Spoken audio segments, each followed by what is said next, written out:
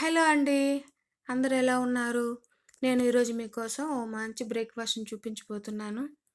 దానికోసం 2 ఆలువరగడ్డలు తీసుకొని శుభ్రంగా కడిగి, ఇలా చిన్న చిన్న పీసెస్‌గా కట్ చేసుకొని, తోలనంతా కూడా రిమూవ్ చేసుకోవాలి.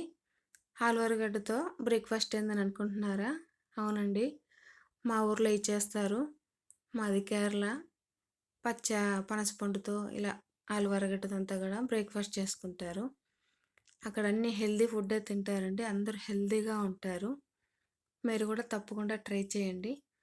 ఇలా అన్నింటిని తీసేసుకున్న తర్వాత శుభ్రంగా కడిగి, ఇలా సగానికి కట్ చేసేసుకొని కుక్కర్‌లో వేసి, కొంచెం వాటర్ వేసుకొని, ఉప్పు, పసుపు వేసి మూత పెట్టుకొని 3 విజిల్స్ అయ్యేంత వరకు ఉడికించుకోవాలి. 3 విజిల్స్ అయిన తర్వాత ఎయిర్ అంతా పోయిన తర్వాత చూస్తే అన్నీ కూడా చక్కగా ఉడికిపోయాయి. స్మాషర్ తీసుకొని అన్నింటిని కూడా స్మాష్ చేసుకోవాలి.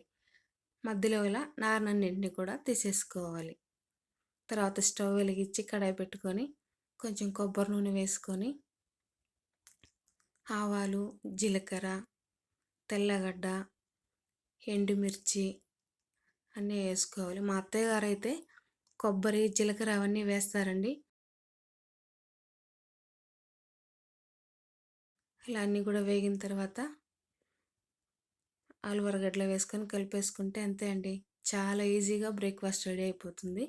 సర్వ్ చేసుకుందాము. సర్వ్ చేసుకున్న తర్వాత దాంట్లో కొంచెం చేపల కూర వేసుకొని తింటే చాలా టేస్టీగా ఉంటుందండి. ఇలా ఆలువరగడ్డతో స్వీట్ చేస్తారు, పిట్టు చేస్తారు, ఇంకా హల్వా చేస్తారు. చాలా ఐటమ్స్ ఉన్నాయండి. ముందు ముందు వీడియోస్‌లో మీకు అన్నీ పోస్ట్ చేస్తాను. వీడియో నచ్చితే లైక్ చేయండి, సబ్స్క్రైబ్ చేయండి. Thank you for watching.